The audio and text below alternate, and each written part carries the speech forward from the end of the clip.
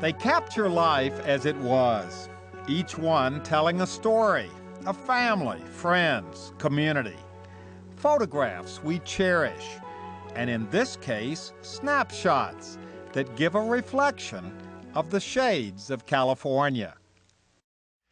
California's Gold is produced in association with KCET Los Angeles and is seen statewide on California Public Television.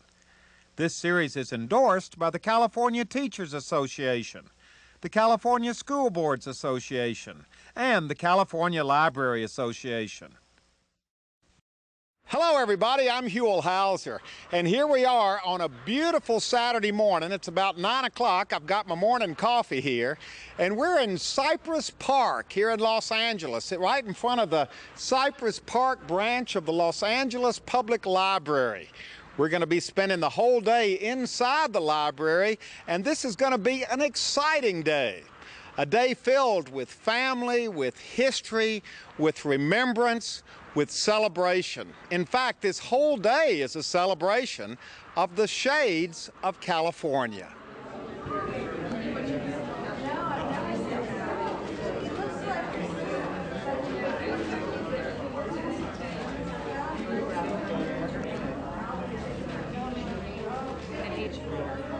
We're inside the library. I'm standing here with Carolyn Kozo-Cole, who is going to be our guide here today. And Carolyn, this is exciting. There's energy in this room. There are more people here than I expected this early on a Saturday morning. But let's go back in time, because this whole project, this whole idea started back in the early 1990s. That's correct, around 1991. I had been doing exhibits at the library with photographs from our collection of 2.5 million photos, but we didn't have the photographs that represented the ethnic communities of Los Angeles. Nothing about their contributions, where they lived, what part they took in their society. Now, why didn't you have those kind of photos in the collection? Because you had millions of photographs.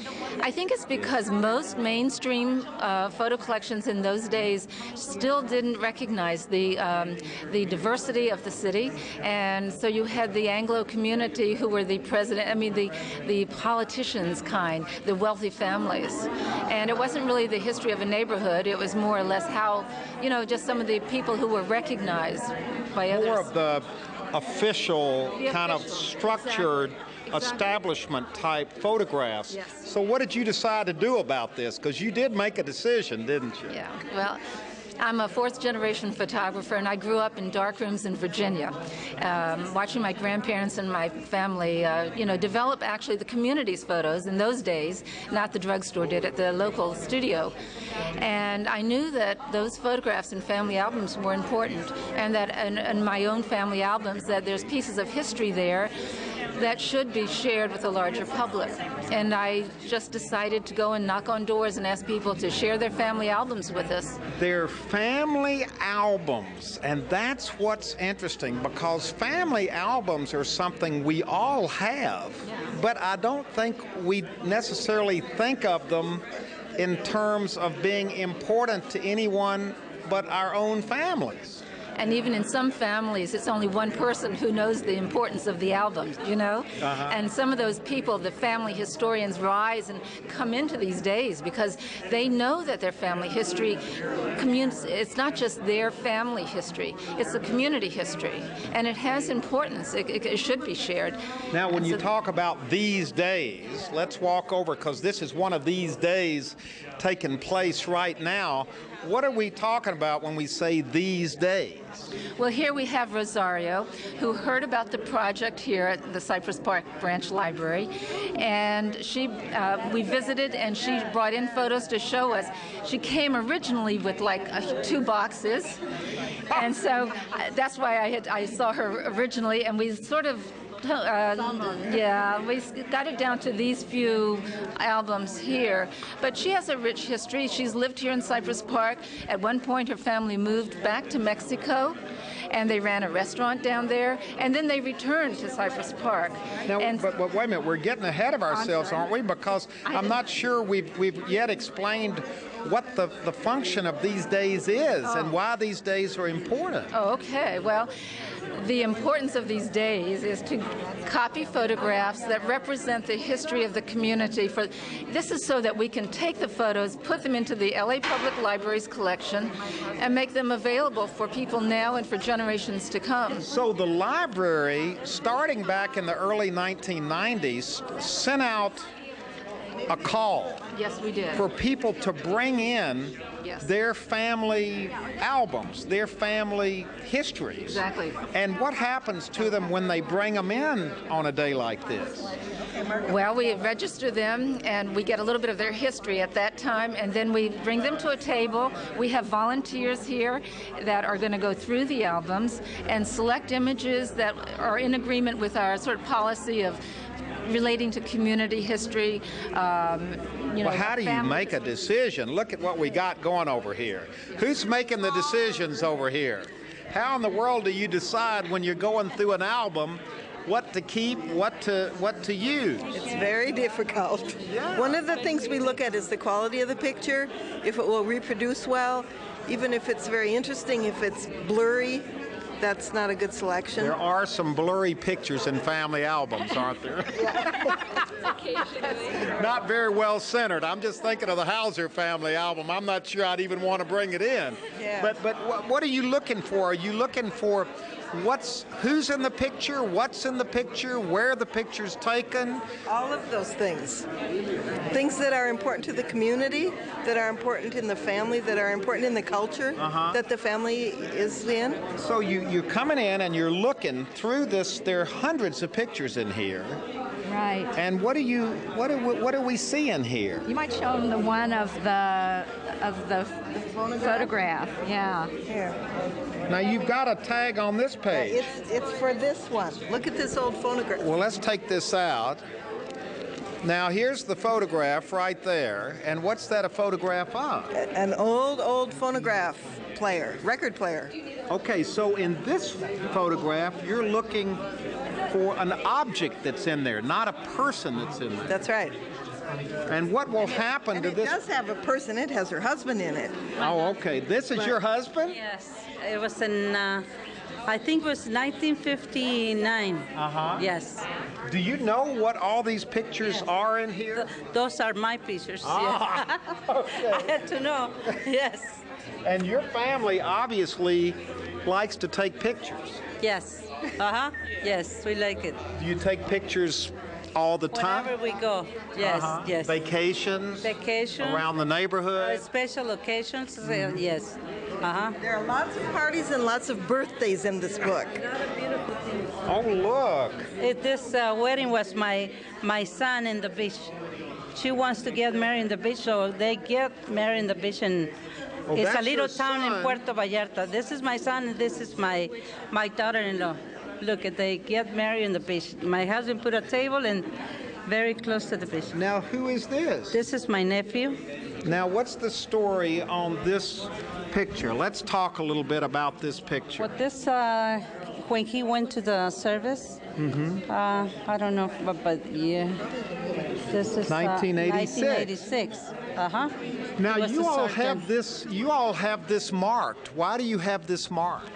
Well, because we want to copy it, and we're going to put the number on the post-it so that then the photograph... But what about this picture? This is just a picture of a guy in his uniform from 1986. What is it about that picture that makes you think it's important to say?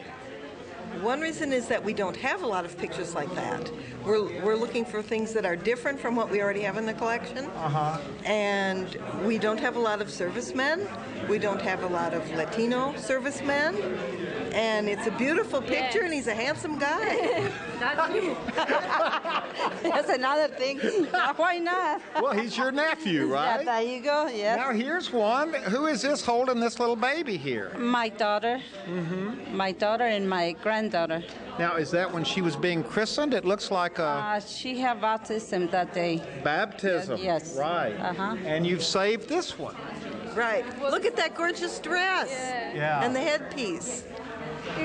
You can see the detail in the, in the dress, and it's just a beautiful picture. It's really clear, and and having the mission in the background. Yeah. Sometimes there's a picture that absolutely jumps out at you, and you don't care if it's historically significant. It's just a gorgeous picture, and this is one of them that you just have to copy. And how does it make you feel when you hear somebody say that about your pictures? I love it. I love it. I love it. Did you have to get permission from your family to bring in all these pictures? Yes. Because some of these are kind of private pictures. Yeah, well, maybe I didn't tell my daughter, because if I tell her, they say, no, you're not going to take it. So I didn't tell her. We've moved over to another table. Your name is? Antonio Valerio. Now, you're sitting here in front of a whole bunch of your family pictures, right? Yes, sir. And how did you decide which ones to bring in? Did you just bring them all in? I brought them all in, and then toward the Carol sorted some of them out. Okay, so these are the ones that have been sorted out. Why have we pulled these pictures out? Well, one thing we were talking about was the fact that adults aren't often pictured as in their Halloween costumes. Well, let's hold that one up. Let's take a look at that one. It's a great image. Now, you're wearing gloves, I'm not, but here's a great shot right here. It's nice. Is that you? That's me, all right. in disguise. What was the history of this picture? When was this made? It was made in 1988. Uh-huh. It was made over a lady's house. She threw a party that she owns a historical house on Avenue 50 in Figueroa. So you thought you'd go as a historical, what are you dressed up as? A vampire. And this will really be important to keep. Well, you never know. I could see this being a valuable research image. Uh-huh. Yeah. And what about this one right here? That's his son taking a bath. Do you remember taking this picture? Yes, my wife took it. Uh-huh. Mm-hmm. And what do you think of when you think back to this moment, to this picture? May I see it right there? Yeah. Well, when he was a baby, good memories, good feeling inside. Now he's 20 years old. Yeah. Mm-hmm. Do you go through your photo albums very much, or do they kind of collect dust on the shelf? Be honest now. Oh no, we go through them all the time, and sometimes the family members come over and we have a lot of pictures, and sometimes they help themselves. So my wife used to keep them in an album, and then they would look at them and they would see memories of themselves, and they helped themselves to it. So my wife broke up the whole album and put them in a box so no more pictures would disappear. So this is a big deal to bring these down here today and share them. His whole family is here. Yeah. He's right here. Yeah. Actually, we should mention that he's a barber, and his shop is across the street and has been here since 1980. Is that what you Yes, said? since 1980. So we have a couple of his barbershop photographs as well. Yeah, you got to see this one. This is the apprehensive, probably first time haircut here. Now, I can see why that historically would be a great shot to save. You can see his whole shop there, things that are hanging on the walls. It's a great photograph. Now, would you think that this would be the kind of photograph that anybody would be interested in this photograph other than you? Not really until now. So now you're going to start looking at these with in a whole nother light. Oh, definitely. This is a moment, a chapter in my life. We've got a wedding picture here. Explain who this is in the picture. This is my mom, Berta Solis, and my father, Manuel Solis, when they were first married. They took this picture in Mexico. Wow. Now, does it hang on the wall in your home? Yes. So you brought this in off the wall? Yes. Is this you at getting married? Yeah. I got married in 1967. So you remember this day very well. Oh, yeah. He was sweating a little bit in this picture. But you've got other pictures here as well. Now, who is this? This is Siena de Leon. That's for her baptism. That picture we were trying on her dress for her baptism. Wow. Her baptism. And here are the people over here who are going through all of these pictures. This is a hard job. It really is. Why is it a hard job? Well, there are so many pictures that tug at her heartstrings, and they tug at ours too when we see them. And we have a limited amount of pictures that we can do today. So you're a softie when it comes to looking at these. I'm a softie. And what are you a softie for when you thumb through these albums? There is one picture here that tells what I'm a softie for. Well, let's find it and take a look. It's this one. Oh, yeah. It's this picture right here. Uh-huh. That face. Oh, it's just beautiful. It is absolutely beautiful. But you know what? I'm not trying to extrapolate too much out of this, but that could be not just her picture, but anybody's, right. You know, the idea of a child having her picture made. Yes. Oh, yes. And I remember the process, too. I remember going through this because I've done this before. I brought my own pictures in. And I know exactly how she feels. You bring a lot of pictures in and you know there's only so many that they can copy for you. So really you have to worry about disappointing people if you don't choose the pictures they think you ought to choose to copy. Well, I think you're right. You have to be kind of a politician too, don't you? Yes, you have to negotiate. Marilyn and I balance each other out. Oh, really? Yes. So, because the historian in me loves to see these wonderful aerial shots that show the community, that show Los Angeles, these little bits of history that people capture in their own personal photographs too. So you're looking at places, you're looking at baby pictures. I'm looking at people. And when you get through looking at an album, do you feel like that you're beginning to know the family? By the time we're finished going through this process, I feel like I've been an adopted person in their family. I feel like I belong.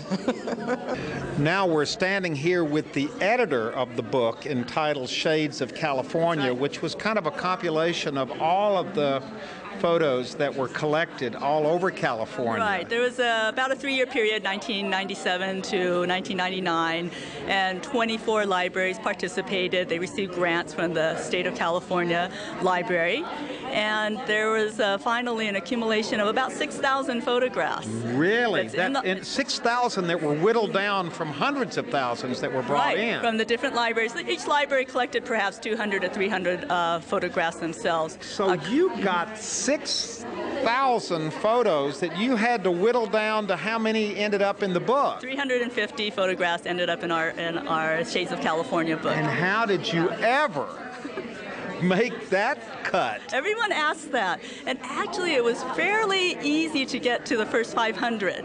It was the photographs that really just jumped out. They really had a lot of meaning to many different people. But to go from 500 to 350 was, I have to say, it was rather painful. When you were looking at the pictures, did you have questions in your own mind about who these people were and what their family history was all about? Did it spark questions in your own mind? Right. You know, fortunately, when the intake happens on these days, there is at least some minimal information about the families, and then you kind of extrapolate from what you see. You know, there are visual images, and everybody, not just me, just everybody involved with the project would come in and look at what we were doing doing the selections, and they would say typically, "Oh, my grandmother had a dress like that. We used to have a car like that." And so this recognition in other people's photographs of your own family, your own experience is really prevalent in this collection. It's kind of a shared, it's something we all share, isn't it? Yes, you realize that we were all living and growing up during this time. And you know, Shades of California does cover more or less the 100 years of photographic history of how people were able, with the advent of Kodak film, roll film, to actually go and take their own photographs, not depend on a professional photographer to record what was important in their lives. And really, it hasn't changed that much. You know, people dress up, they look nice. Oh, hey, let's get a picture of you. There's a wedding, there's a family grouping. It hasn't changed that much from the very old photographs to what people do today. It's really nice. But you, when you put this book together, you were doing it in a detached way, in the sense that the photographs were brought to you. Right. This is your first experience at one of these photo days. Exactly. We had heard about these photo days, and we talked to librarians who participated in the photo days. And I have to say, it's very moving to be here. There is a lot of emotion here. People are opening up a photo album, and they're saying, this is my life. This is where I come from. These are the people I loved and cared about. And you just feel this in this room. And they, we appreciate that they would do this, that they would open up this personal part of their lives. And also, I think they feel that, wow, it's important to other people that we lived here, that we had a life here. And our grandparents and our parents also lived and worked and enjoyed life here in these communities. What do you think it is? Just a basic sense of pride and the realization that somebody cares about us and about our family, about our grandparents, about our baby pictures, about... Right. Well, personal history is your own family history, and everybody's family history is part of a larger community and part of a state and part of a country, and it's all history as well. It's not just the events that are going to make the big news. It's what was happening in daily life, and that is what's so precious about this kind of collection. This is how people live. This is how they want to be remembered. Brother and sister sitting here, you're doing your own editing. You brought in all your pictures, and now what are you trying to decide? Well, we're trying to sort and put them in order so you'll have an understanding how it all began here in Cypress Park. Now, what's the name of the family? The Duarte family. The Duarte family, and how long have you lived here in Cypress Park? Probably since 1955 when my parents moved in. So these pictures go back, is this you all? Yes, my brother and I. Oh, look at this. We got to show this picture right here. Look at those cute little kids there. Can you remember when this picture was made? No. Can you? No, I can't. Oh, I thought you were going to have a great story behind this one. Oh, well, brothers are brothers, so what can I say? You don't want to hear the story about that? Now, how long has it been? Look at all this stuff you brought in. I have much more, but I only brought these pictures. But yes, I have plenty. I have like 2-3 boxes full of the pictures. And how long has it been since you've been through all of these pictures? How long has it been? Probably decades, maybe. Yes, Just last night I was going through these pictures, so I haven't seen them for a long time. Show me a picture of your parents. Have you got a picture of your mom and dad? This is my father.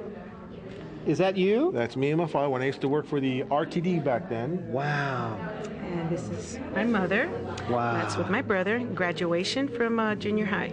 And how do you feel looking at these pictures? It's memories and flashbacks of what life used to be.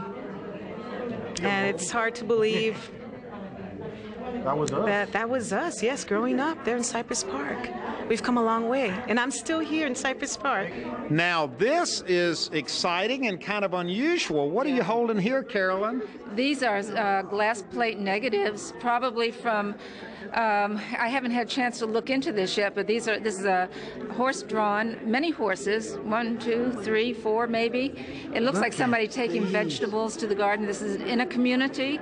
They're small houses. The streets have not been paved yet. Wow. Now, you brought these in. Yes. Your name is? Alex Ross. And where did all of these come from? Have they been in your family all these years? Yes, in the family. Tell us a little bit about the family.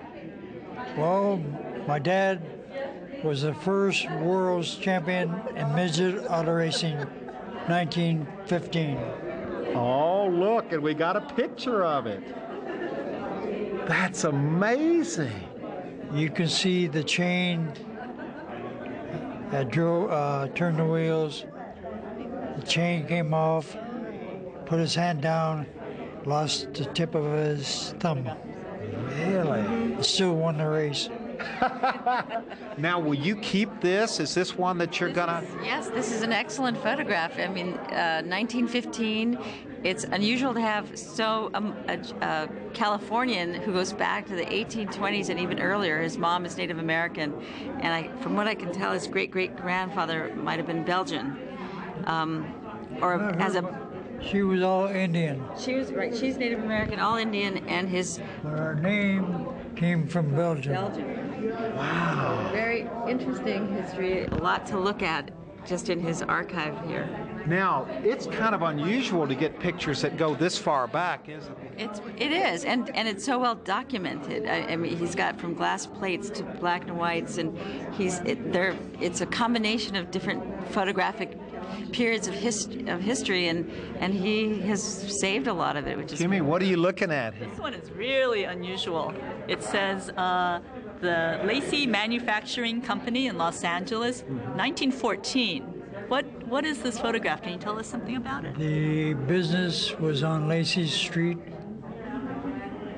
And do you know what they did there? No, I don't know.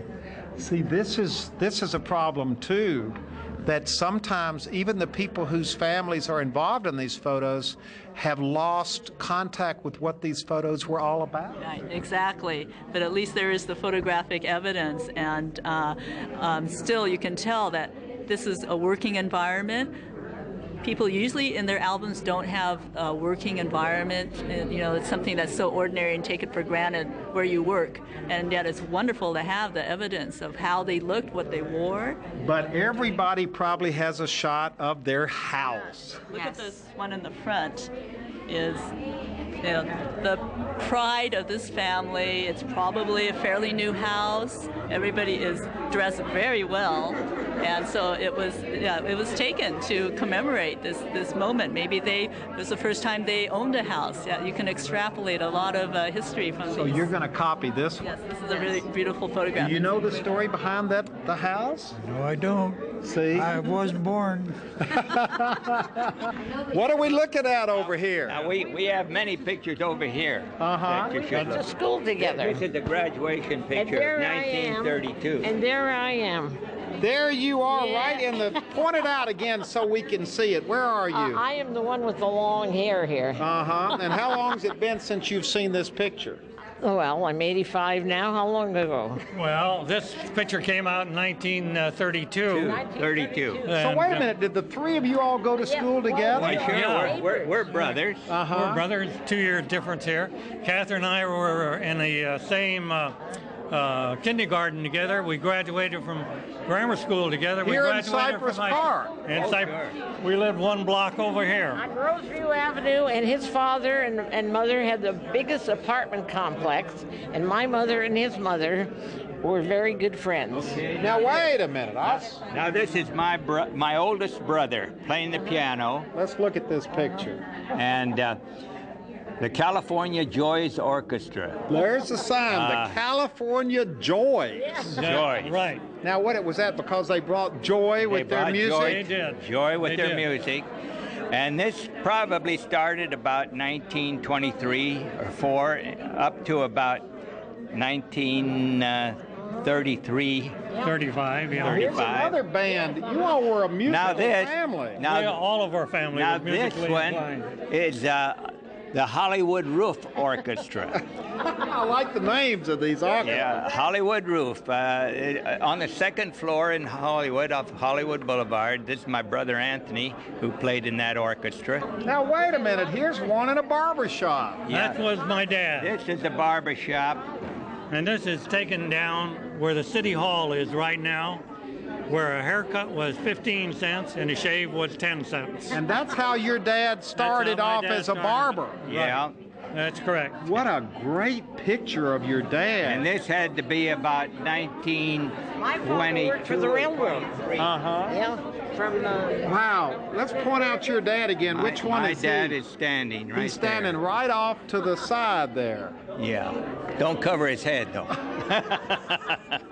Now, this is a picture of... This is my great-grandfather, His name was? Sob George. Sob George. Is that a... What name? What kind of name is that? He immigrated from what is now Lebanon and what was then Syria back in 1894. And is this your dad here? Is this... No, this is my mother's first cousin. Ah, okay. So you all are brought in your pictures today. Right. I'm Philip George. So he was my grandfather. If this picture could only talk. It talks. It talks to me of my family. It sits in my home in La Habra Heights, California, and I walk by it every day. You brought in your family pictures. Yes. Now, your family name? Ramirez. And what kind of pictures did you bring in today? Practically it's from it's my son's whole life. I only have one son. Yes, it's just one son. So but you got everything here that everything here. has to do with him. Because he's now 31 years old, and it's all his different little league and graduating from different schools, and then finally he's graduating from the police academy. Yeah. So you are one of these mothers who took pictures at every single point in your son's life. Exactly. You're nodding in agreement. Because I do the same thing with my son. He's 7 years old, and I'm recording everything in his life. I can see myself here. Now, do you take out the pictures and look at them very much, or? I do. When I want to go back and remember all those beautiful years, it's like, it's an old saying that remembering is like living again. It's an old saying in Spanish. So that's why I like to look at the pictures every now and then. And when you look at the pictures, has time gone by quickly? Yes. It's gone. I can see that it seems like it was yesterday. And I just look back and I say, God, time went fast. But you've got a lot of good memories. I do. A lot of good memories. Yes. Now we're looking at a great picture of my mother. Her name? Hope. And what's the story behind this picture? The story behind this picture is that my mother was on television, and she was not born in Mexico, but because she was of Mexican heritage, she was chosen to represent a traditional style, and so they asked her to wear this clothing for this television show. Now, when was this? This was in about 1950, maybe 1949. I gotcha. Mm-hmm. And she's about 20 years old. Is she proud of this picture? Yes, she is, and it's very interesting because I'm named after my mother, and my grandchild is named Hope as well. So I was just telling these ladies here, we seem to hold on to traditions.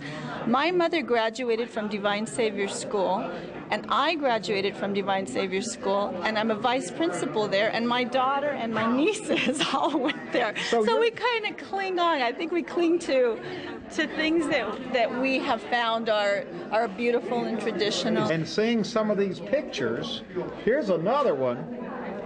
My mother here is sitting on the steps of her house on Loosemore Street, and I think she's about 2 years old. Wow. Yeah, so this would be like 1931. And my grandparents came here from El Paso, and their parents were born in El Paso. So my family's heritage is from the Southwest, from way before it was even part of the United States. Now, does your family talk a lot about its history? Do they look at these pictures a lot? Yes. We used to, actually. My parents have both passed away, but these pictures are all in albums, and we have quite a few. And before they passed away, you learned the stories behind them all. Oh, yes. In fact, there was a reunion in El Paso, and this is my grandmother's family name, Grijalva. Uh-huh. And one of my cousins from Seattle has a son who wouldn't get down from the tree because my grandmother was from a family of 12. And he had never seen so many cousins, and he was afraid to come down. His father said, "Come on, these are your cousins." And he wouldn't come down. He'd never seen so many people. So at the family reunion, he stayed up in the tree. Oh yeah, he did. He didn't want to come down. You're getting a lot of good stories from this lady, aren't you? Yes, we are, and we're writing them down. Yeah. Now, do you write some of these down? Oh, we write a lot of it down. All the stories that go with the pictures. Yeah.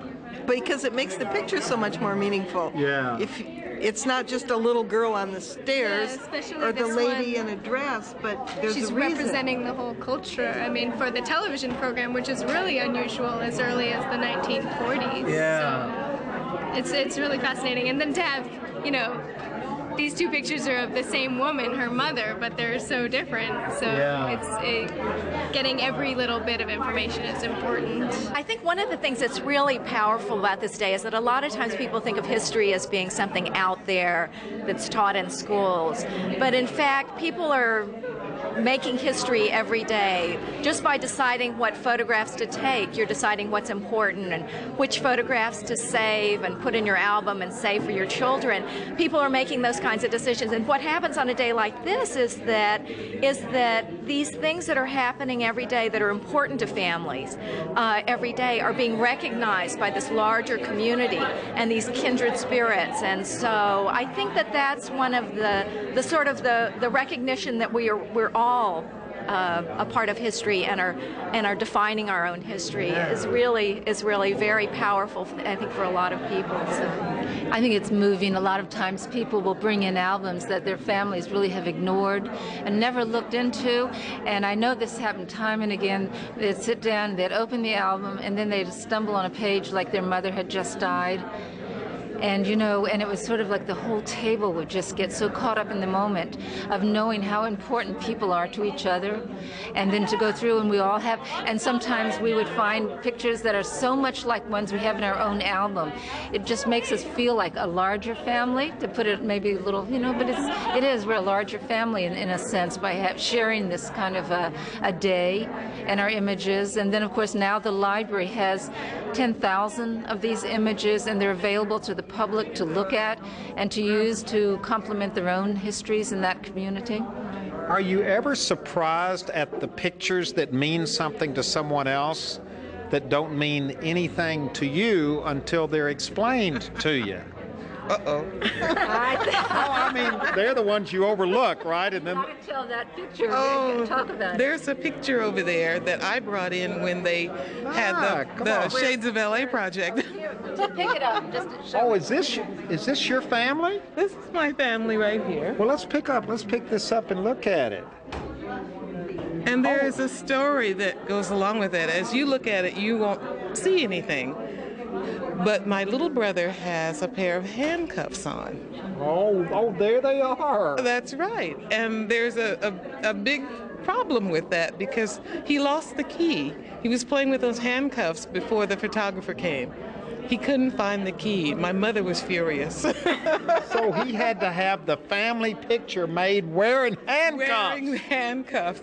But thank goodness his life didn't go that way. Right. See, now that is the ultimate story of a picture that no one else would know. Right, and this is one of our favorite Shades of LA photos. Your brother in handcuffs. Everybody relates to that. But you know what? Let's get serious for just a minute. This is also shows how fragile history is, because if you weren't here to explain the significance of this picture, the significance would be lost forever. Right. Well, yeah, you know, a lot of times at flea markets and in antique stores, you see just piles of old snapshots. And sometimes they're wonderful images, but they're completely divorced from the people who own them. They got left in some attic and someone died without passing them on. And I just always, you know, they're wonderful images, but they don't have the stories. Here we have the people who've saved the photographs, bringing them in and bringing the stories with them, and it just makes a tremendous difference. And when you decide to copy these pictures and keep these pictures, you keep the stories, you record the stories along with them. Definitely. It's all recorded. Each photograph has documentation. We have people taking notes, and no, that's a very important part of the archive. So you know now forever this picture of you and your brother in handcuffs. That's right. And if it were not for the Shades of LA and the Shades of California, this photograph would just be in my photo album at home, and the story would be lost completely. Now, there's a lot of activity going on in the big room here, but there's also some activity, some very important activity going on in this little room off to the side. And here it is right here. Fellas, tell us what's happening in here. This is where we're copying the photographs onto negatives. The photographs that have been chosen out here to be copied. Mm-hmm. And how does this work? Tell us what's going on. We compose the image, put the glass on top of it, and shoot it. Mm-hmm. And sometimes we have to make some adjustments for exposure, et cetera, and things well, like show that. us. Let's do one here. Okay. That's the old race car picture that we've already looked at outside.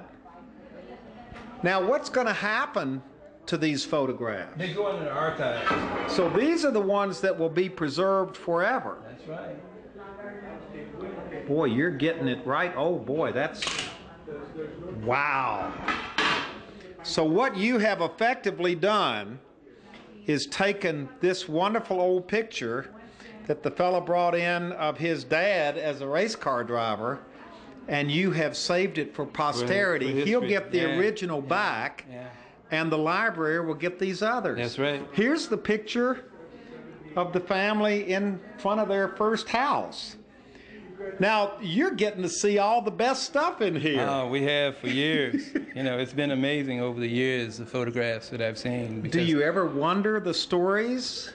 Well, the photographs very often tell the picture. You know, it's 1,000 words. So sometimes the expressions of the children are just really, you know, fabulous. And it's exciting. Yeah, I was going to say, this is exciting, isn't it? It's a lot of fun. It is. You get to see what the volunteers have chosen from the family albums. It's a challenge also because today we're shooting black and white and color. And so we have to coordinate all the black and white photographs, all the color photographs, and make sure that we don't lose track.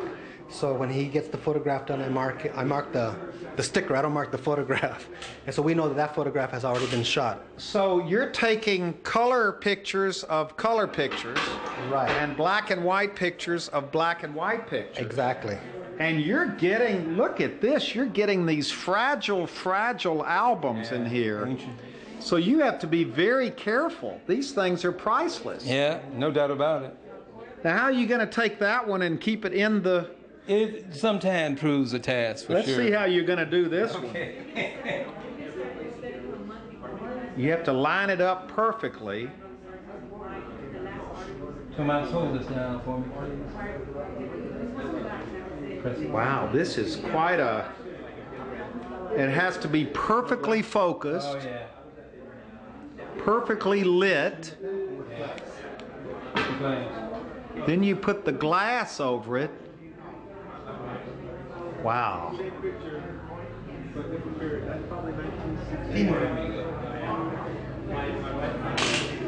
Wow. Finished. Now, Gene, you went by the local junior high to bring in this scrapbook of pictures, and this is an amazing story. The name of the school is? Florence Nightingale. Florence Nightingale Junior High School, and these pictures that you found, look at this, from 1953. Now, when you look at these pictures, what was it you pointed out to me that is just amazing? Okay, this is Florence Nightingale, probably for that year. This is 1953. She is, there's another group photo of her where she's in the center. I think that these are probably the graduates for this year from 8th grade, you know, the promotion that would have gone at that time. This is June 1953. So the outstanding student would get to wear Florence Nightingale's, a replica of her that might be it. We don't well, her cape. That's a cape because she was a nurse. And these are the lamplighters. These are the lamplighters, and they were a service organization. And this is 1953, but we can date it back into the 40s based on other scrapbooks that we saw the other day.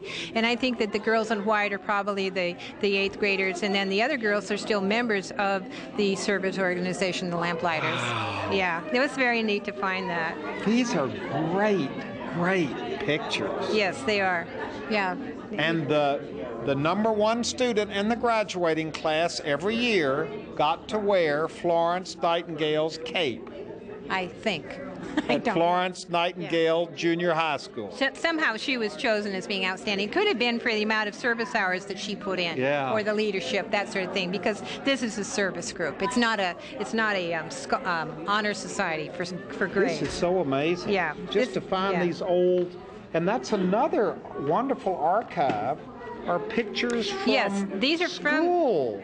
These are from Nightingale. It's now called Nightingale Middle School, and these are from the library. The librarian there went into a back room, and she said, "Oh yes, I have scrapbooks," and she brought them out. Here we are standing in front of this whole wall of pictures here, and the one we're looking at has a story to it. Right. These are the Arciniega sisters. They're all sisters of Boyle Heights in the 1920s, and you can see the bride is the second from the left. But and in fact, they brought in the photograph, and then it was at the exhibit, and several of the sisters came to the exhibit. One's now has a walker. Right, she came in her walker, and it's just a beautiful. So some of these pictures are on exhibit in various libraries around the state. They have been at the Golden State Museum, and they've been actually to Mexico and lots of places. And the thing is, every one of these pictures just kind of sucks you in, kind of draws you in, wondering what in the world is the story behind these pictures. I love this one here, the Orange Julius. That was Verna Williams and her son opened it on South Central Avenue, and I think that she was one of the first women entrepreneurs to have her own Orange Julius stand. And this could go on forever. I mean, there are millions and millions of pictures just in California, many of them never seen by anybody but family members, some of them forgotten even by the family members. Right. And actually, there's been a lot of interest really all over the country and in other countries as well, in replicating shades in other communities too. In Mexico, there's been interest. So you mean this project has kind of started awareness in other places? Right, it has. We have a manual that we send to people that tells how we do the Shades of LA project, including how many Post-its they're going to need for the day. So it gets pretty technical. So this thing technically started with a project called Shades of LA. That's right. It grew into Shades of California. That's right. And now you're doing missionary work and sending it all over the world. Right, Shades of the World, really. It's just, it could go on forever. But see, isn't that interesting? This would work anywhere in the world because this happens all over the world. Oh, definitely. I think that that's one of the great things about it, is that in any community you could do this sort of project, and it's been wonderful wherever we've had it. It's and also rural communities, very dense urban communities. It doesn't matter. There's this commonality, I think, of these kinds of photographs and these kinds of stories that I think people connect with. I love family albums, and since I was a child, I've always asked to look at people's family albums. And the first thing they say is, oh, you don't want to look at those. But you can see today what power there is and how fascinating they are and how they either make you feel really young or really old. And why is it, do you think, that we so downplay the importance of our own little family photograph? Oh, I just think sometimes the things that are most familiar, just we forget about them. We take them for granted. And it takes sort of standing back from the everyday and the familiar to say, gosh, this really is important in this larger context. And I think this helps us all do that. I know, one of our great hopes for the project is that everyone go back, look at their family photos with a whole different view and with new eyes. And I think sometimes it takes kind of jolting ourselves out of the everyday and the familiar when we take them for granted. Wow. Isn't that great? She just sums it up so well, I think. Yeah. And I feel so good. And I feel so good about what this project has done, not only in the past and today, but how it can start all of our minds, thinking about our own families. And this really is a way of glimpsing at all of California, of what California has always been about. Right, definitely. I know when you think of just the usual images of California, the movies and whatever. Postcards and the formal setting. Right, and then you realize that really this is California. It sure all of is. its diversity, its ages, and just all the different types of people that we are. How great a day like this is. Boy, it has been a great day. A day as we started the day by saying it was a day of family, of history, of connections, of pride. It's been all of those things and more. It's a day that belongs to all of us. a day that shows in all its grandeur the shades of California.